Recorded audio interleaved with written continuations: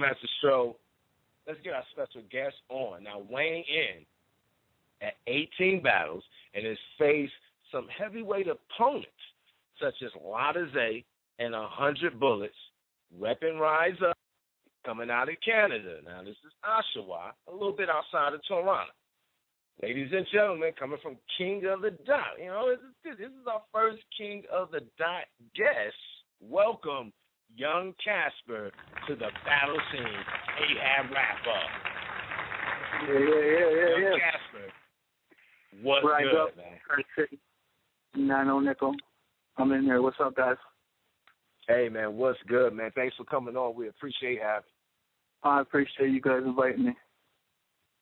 Absolutely, man. I mean, you're definitely, I think, you know, after you do about 18 battles, you're definitely a veteran. You're definitely someone that can speak about the difference in the two different countries. You know, obviously one of your recent battles, which we'll get into, was against Tez, a Detroit MC.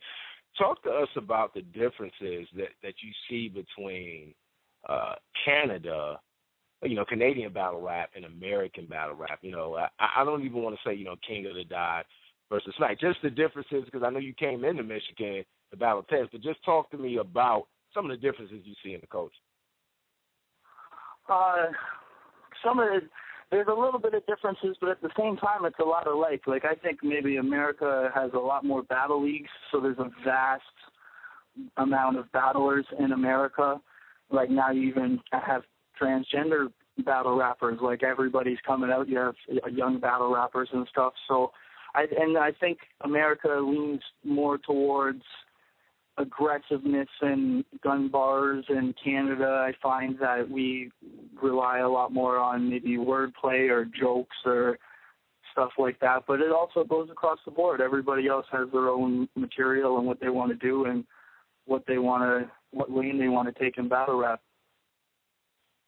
Absolutely. How did you get tied into the culture? At what point did you decide you wanted to be a battle rapper? Well, I don't know. I think, to be honest, I've always watched battle rap. It's pretty cliche, but like the first battle I ever seen was Boomkasa versus T-Rex, and then it went down to the Murder Mook versus Lux and stuff, and then I started realizing right around that time that there was WRCs, and then the time went on, and then King of the Dot came around. There was the Smack URL, and I just got into it. And once I realized that they had a GZ battle league where you could get into easily, and I had battled in Oshawa before, I just decided to go and try it out, and I was a hit right from the jump. Absolutely. So let's get into some of your recent battles. Now, you know, you came to Michigan and battled Tez, and you know, as you know, Michigan for the American culture definitely like a premium part of battle rap. Talk to me about how that battle came to fruition. It actually happened just on the outskirts of Michigan. It happened in Buffalo, a battle league called Rhyme Runners. They basically hit me up. They affiliate themselves with almost every Detroit battler. A lot of their roster comes from the Alpha League, and I think there's one other that I can't remember the name of right now. But they hit me up and they said, "Do you want to come out there and battle Tez as the main event?" And they seemed like good people to me. They came to me correct. The first people to really ever offer me to do a battle outside of King of the Dot. So I was willing to go out there, and it was good. I was kind of weary on battling somebody in a league that wasn't too known at the time, and a battler that wasn't too known, but he showed out, and I think it was a real classic and slept on because it only has like 1,000 views. Absolutely. Let's give the fans a taste of some of the bars you spit. Take Master Phil, let me hear it. Dog, come on, T. You look like you weigh 90 pounds. Soaking wet. It would be a bad decision to spar me. Man, I could just hit T with the iron like a par 3 and hit him up. Meaning I will send something at you, T, that will Tupac backwards. That's cap you, T. That's bars. That's bars right there. Bars. Yeah, that's bars, man. The cap UT was phenomenal. talk to me about going up against Tez. Now, Tez is somewhat of a he's kind of a heavyweight in the Alpha League, but, watching that battle, you saw the write-up. I clearly thought you took that battle. But was Tez freestyling a lot in that one? I know I felt like I was seeing times where he was freestyling and kind of bouncing back on the written. Either way it goes, before you answer that, I definitely felt like you were able to break him down, not only with bars, but also like sharp personals. And being that he's in the States, I thought that was phenomenal. Talk to me about that battle and what you saw from Tez when you were facing off against him. With Tez, he really surprised me. I don't want to speak on his style and say like he was freestyling or writing too much. I know that he definitely freestyle rebutted at two of his rounds. I don't know if some of the stuff he was saying in the middle was just coincidence. We kind of went in there respecting each other with time limits and wrote exactly to the time limit, and then we said that we were going to just it didn't matter about the time because we wrote the proper bars to a lot to that. So it came out proper. Like you said with the personals and the bars, I think that just comes with being weathered in battle rap, and like I've done 18 battles now, so instead of just wanting to spit a bar and bar to somebody, I want to make them as personal as I can and try to like really make them think when they go home, because that's what really matters, if you know what I mean. Right, absolutely. I mean, I'm of the philosophy of if you're going to use personals, it needs to be able to totally penetrate the force field of your opponent. And you definitely have that. I watched your battle against 100 Bullets, and man, I mean, you had some incredibly sharp battles. That was 2 years ago, but let's talk about that. Obviously, at that time, 100 Bullets, both of you guys were still kind of like solidifying your brand. Definitely had your names out there. But talk to me about that battle. It almost felt like in that battle, like you almost didn't even like 100 Bullets for real. I mean, I know a lot of times it's entertainment, the guys played a role, but it seemed like it was a little bit of rivalry there. Talk to me about that. At that very point in time, yeah, I wanted to have a little fist fight with 100 Bullets. He had released a freestyle track with another rapper, SMP, that was a co-main event or main event, I can't remember the order, for that night, and he was facing Bully. And some of the things he took it, like, my boy called me at 5 in the morning, like, yo, 100 Bullets just dropped a track, listen to this. And I started hearing it, and I'm half asleep listening to some of the things, and I take real offense to what he's saying. So I message him like, do we have a problem? Because I don't have a studio in my house. So I can't be like, I can't reply back on a track. So I'm gonna try to hit you up personally and see what's up. And it was kind of like a feud for the next 2 weeks up until the battle, and then we battled and got our stuff off. And now me and Bullets are actually really tight. Like I parlay with Bullets a lot. Nice, man. And I think that says something about the culture, because we've definitely seen those intense rivalries where you can kind of tell. Like I kind of picked up on that man, there's some real tension here. But at the end of the night, the two of you were able to be professionals and get the battle off.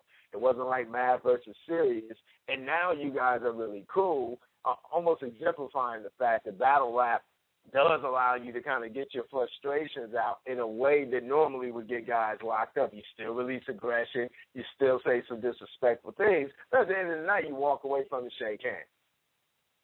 Well, yeah, no, man, and that's what it's about, because I'm trying to get to the point where, like, I don't want to say I'm trying to get to the URL because that sounds cliche also, but I'm trying to get to a state where I can get paid. And to be paid, you have to be professional. You can't be fighting and stuff like that and ruining your brand. So it's okay to have the beefs and feuds. I feuded with Lex Luthor for our battle, and we had a feud back and forth. And for our battles, before our battle, we had bars about each other and stuff, and that made for another one of my classics against him, with one of my standout performances, I think. And yeah it's just animosity makes for it. Absolutely. If you're just tuning in, you're listening to the Battle Scene AHAT Wrap-Up. KOTD's young Casper is in the building. Let's get into your next most recent battle. You battled in the quiet room versus, one of the heavyweights in the American culture, Lotta Zay. And, talk to me about that battle. Before you get in, I do kind of want to talk about the ambiance of the quiet room. But, Stro, let's get the fans a taste, one of those sharp personals from Casper. Let's hear that.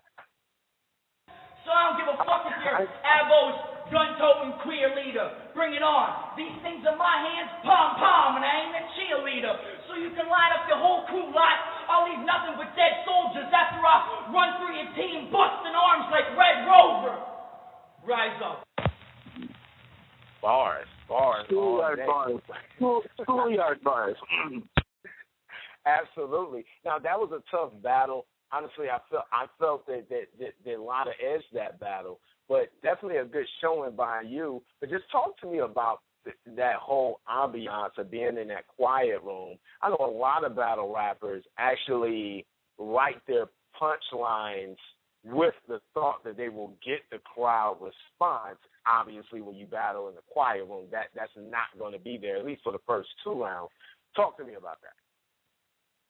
I actually think that's, as a battle rapper, I think that's something that makes you fail. If you try to write a bar thinking it's super duper hot and you're going to get a reaction, and you place it in a certain place trying to get a reaction, if that reaction doesn't come to you, you might completely tear yourself offline and just take your confidence down. So I like that about the quiet room, because it gives you a chance to spit every bar, and there's no reaction. And a lot of my battles, because I go at such a fast pace, I'm spitting my bars in like 8-bar concessions in the time that somebody would do 4. So I felt it gave us a level playing field also, because at that point, Lotta Zay had the most amazing year of his career to date, and I was coming off of a couple of losses, but I had just got a couple of wins and I was gearing up.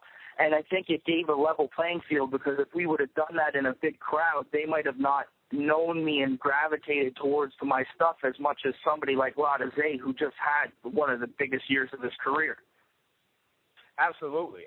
And once again, Lotta was on fire, and I want to give you credit, because a lot of MCs with Lotta's aggression in that battle probably would have gotten bodied, and you were able to hang in there, man, and just make it a really, really good battle. So props to you for that, and definitely shout out to Lotta Zay for, we always look for the good battles, man. That's what makes it exciting. All right, thank you, man. Respect. So now I know that the Eye on the Sparrow obviously is the URL. So talk to me about some of your plans for the rest of the year. We're sitting at mid-month 3. Are there any key matchups that you want to have or that are already lined up? Basically, I don't know. I could say I would want to be on the URL, but to be realistic with the caliber of people and how many people they have coming in all the time, and they have tons of American pool to pull from, and with 100 Bullets, one of our top tier Canadians, going down there and his PG battle not even dropping, it's kind of unrealistic for me to aim for that. So I just hope to bring some of the PG battlers to Canada so I can battle them, and then show that some people up in Canada we can really hang in here with the American PGs, just like in GZ and PG. They should be considered the same on some levels in some battle rappers. Right now I'm going out to Calgary April 5th to battle in GZ this guy named Ilnai, and then about mid-May I have Adi Boom, and then that's it. I don't know. Okay. I'm thinking like. Well, I definitely, you definitely got one with, Adi Boom. He is definitely, he's been throwing his weight around in the PGs. That one is going to be a good one. Let me say that. Adi Boom in Battle Scenes 300. A round of applause for him for doing his thing. And once again, to become the best, you have to go up against some of the best. He's coming off for me, a clear win against Averb. How did it talk to me about how that battle came to fruition? I mean, how did you guys set that one? Basically, when I had the quiet room battle and I mentioned his name in the against Lada, and I said I'd smash Adi like a drunk driver. Queen's Flip snapped immediately, tweeted Adi Boom, said I'm calling him out, Adi Boom, because he's a real MC just like me. I'm not going to battle Lada Zay and then say no to battling a GZ battler just like him. He's not going to say no to battling somebody just because he's battling Averb, and that's what I respect about MCs if they do that. And he said, yeah, set it up. So now we're trying to work everything out, and that should be mid-May when we have a quiet room battle. Absolutely, absolutely. Once again, if you're just tuning in live, you're tuning in to the BattleScene AHAT Wrap-Up, KOTD's young Casper. We got a veteran talking to him. Right now we're talking about future battles. You know what, Stroke, let's get into the great debate. Young Casper, you're on deck, so just stay right there. I'm going to give you the first take on it. Let's go right into the great debate, Stroke. Let me hear it.